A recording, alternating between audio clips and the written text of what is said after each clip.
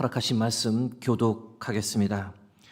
우리는 한 아버지를 가지지 아니하였느냐? 한 하나님께서 지으신 바가 아니냐? 어찌하여 우리 각 사람이 자기 형제에게 거짓을 행하여 우리 조상들의 언약을 욕되게 하느냐?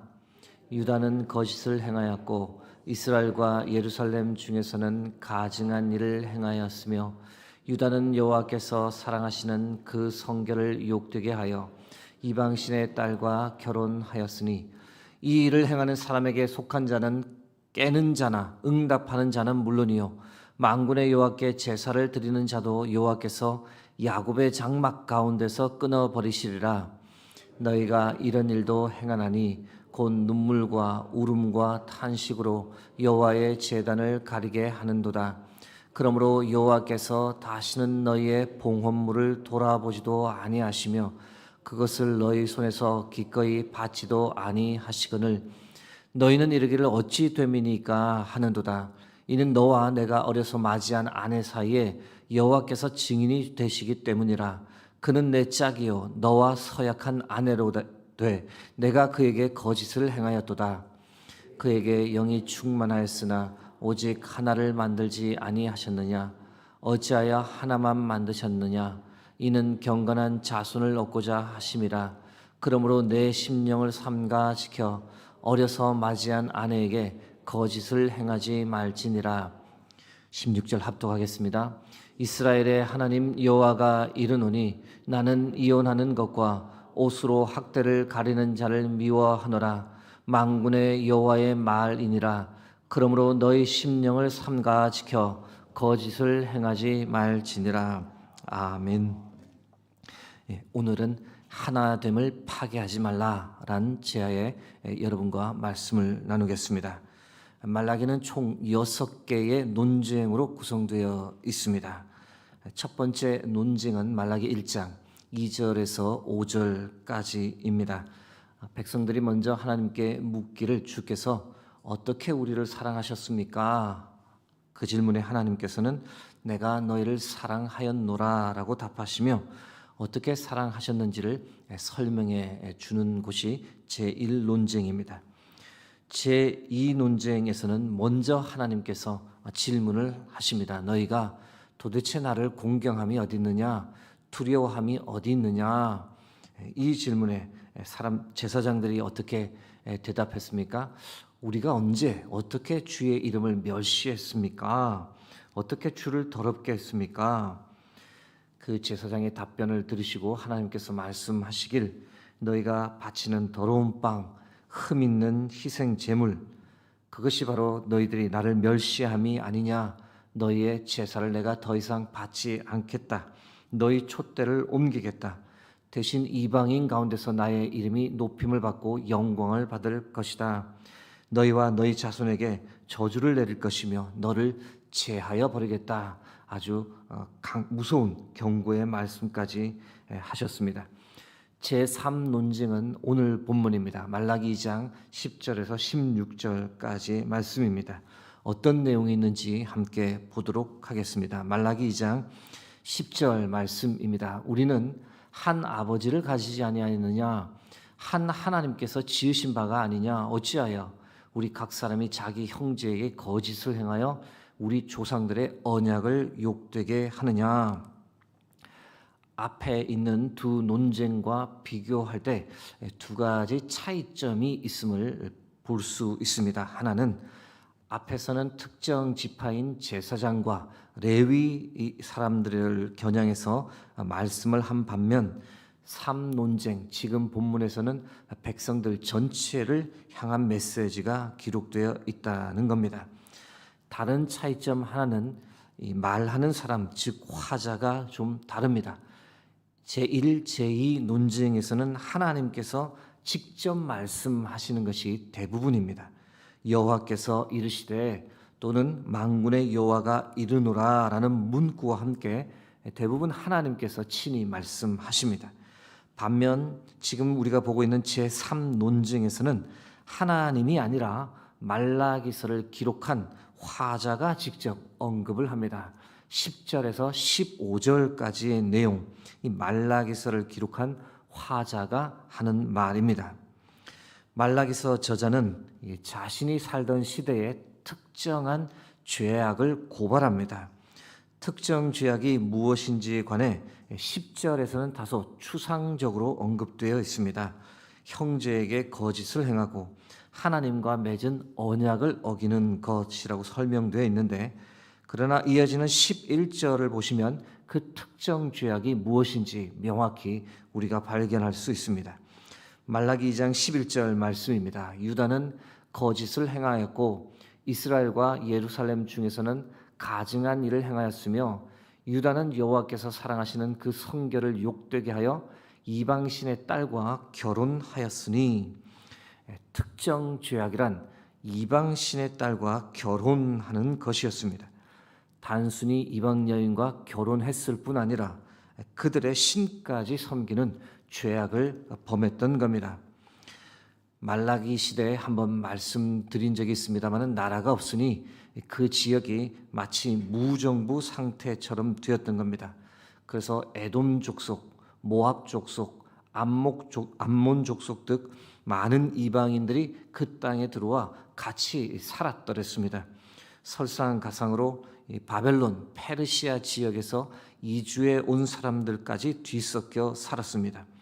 그러다 보니 이 유다 사람들에게 이전과 달리 이방인들을 너무 쉽게 볼 수 있었고 그들이 친숙하게 느껴졌고 심지어 결혼 대상으로 선택하는 경우가 흔했던 겁니다.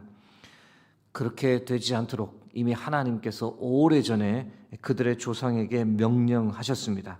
신명기 7장 3절 4절 말씀입니다. 또 그들과 혼인하지도 말지니 내 딸을 그들의 아들에게 주지 말 것이요 그들의 딸도 내 며느리로 삼지 말 것은 그가 내 아들을 유혹하여 그가 여호와를 떠나고 다른 신들을 섬기게 하므로 여호와께서 너에게 진노하사 갑자기 너희를 멸하실 것임이니라.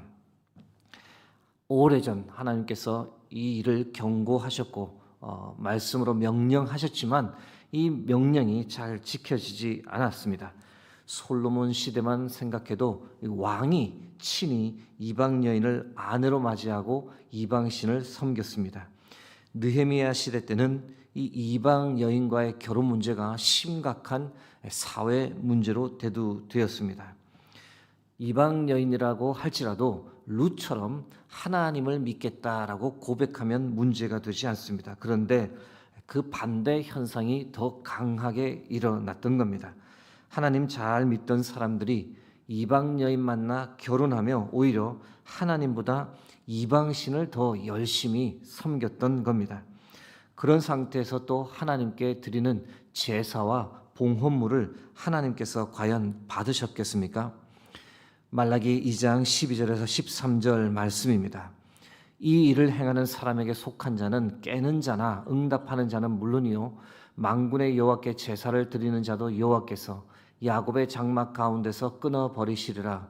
너희가 이런 일을 행하나니 곧 눈물과 울음과 탄식으로 여호와의 제단을 가리게 하는도다. 그러므로 여호와께서 다시는 너희의 봉헌물을 돌아보지도 아니하시며 그것을 너희 손에서 기꺼이 받지도 아니하시거늘. 이 구절 조금 풀어서 설명해 드리면 이방 여인과 결혼하고 이방 신을 섬기는 일에 직간접적으로 관여한 사람들, 또한 그것을 알면서도 방조한 사람들, 그들 모두를 하나님께서 벌하실 것이다 라고 이 저자가 선포합니다.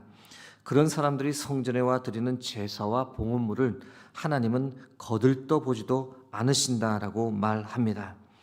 말라기 2장 14절에서 15절 말씀입니다. 너희가 이르기를 어찌 됨이니까 하는도다. 이는 너와 내가 어려서 맞이한 아내 사이에 여호와께서 증인이 되시기 때문이라. 그는 내 짝이요 너와 서약한 아내로되 내가 그에게 거짓을 행하였도다. 그에게는 영이 충만하였으나 오직 하나를 만들지 아니하셨느냐.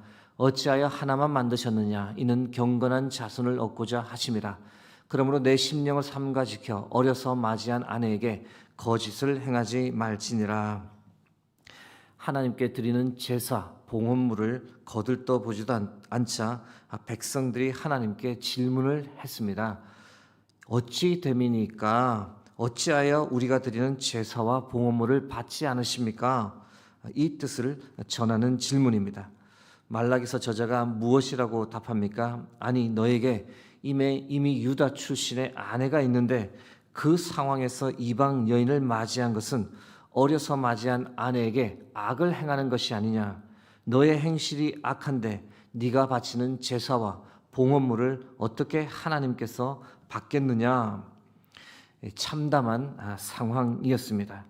총각 중에 이방 여인과 결혼한 사람도 있었지만 이미 아내가 있는 유다 남자들이 이방 여인을 아내로 맞이하는 악행이 벌어지고 있었습니다. 어떻게 이렇게까지 갔는지는 정확히 알지 못하지만 말라기서 저자는 강력하게 이 문제에 관해 경고했습니다. 그런 행위는 하나님께서 하나 되게 하신 것을 파괴하는 행동이고 아내에게 죄를 범하는 행동임을 강력하게 경고했습니다. 이제 오늘 본문을 우리의 삶에 한번 적용해 보기 원합니다. 여러분, 어떻게 적용할 수 있을까? 오늘 설교 제목이 우리가 적용해야 할 실천 사항을 잘 알려줍니다. 하나됨을 파괴하지 말라. 여러분, 하나님은 우리가 하나 되기를 원하십니다. 성부, 성자, 성령 하나님께서 하나이듯 하나님은 우리 가정이 그리고 우리가 속한 공동체가 하나가 되기를 간절히 바라십니다. 아담과 하와를 한 가정으로 맺어 주실 때 하나님은 그들의 하나됨을 크게 기뻐하셨고 기대하셨습니다. 그러나 그들의 하나됨 죄로 인해 깨어졌고 오래가지 못했습니다. 하나님은 사람들이 서로 하나 되기를 원하십니다. 서로를 아끼고 존중하고 상처를 주지 말고 화목하기를 바라십니다.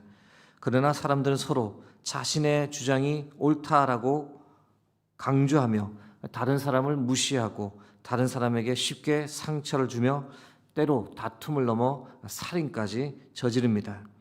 하나님은 하나님의 피로 사신 교회가 하나 되기를 원하십니다.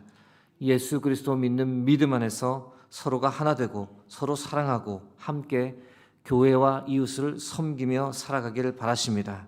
그러나 교회 공동체가 하나 되지 못하고 싸움이 참 잦습니다. 교회가 싸우지만 않아도 축복이다, 이렇게 말할 정도입니다.